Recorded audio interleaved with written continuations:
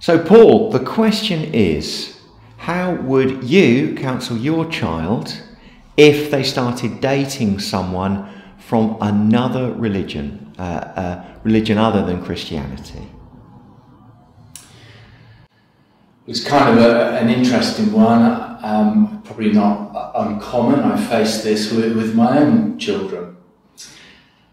I think it comes down to the way that they've been brought up and as they've grown into adulthood and that transition.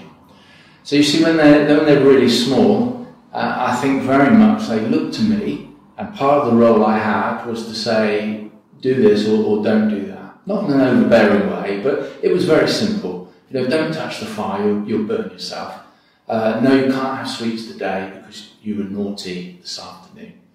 And they're kind of simple things. And then as they get older, they started to experience some of those bigger questions in life, bigger things, choices for what exams and what O-levels to take, those sorts of things. And the relationships are no different to that.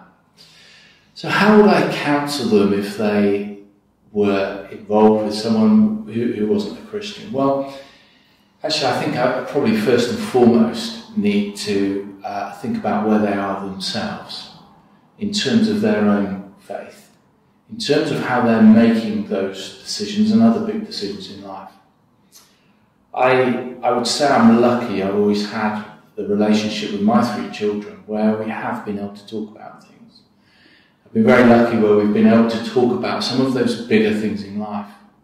And I see my role, first and foremost, as supporting them to make wise and informed decisions, as opposed to making them or wanting them, although I may want them, but forcing them to make the decisions that I think are the decisions they should make.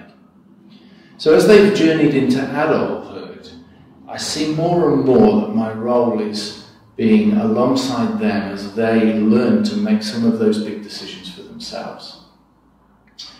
So in terms of counselling them, I think my role is just to continually be for them, to love them, support them, and to guide them as best I can.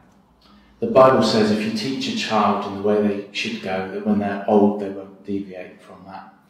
And I've got to just be gracious to myself sometimes, and I've got to just recognise that I did the best I could.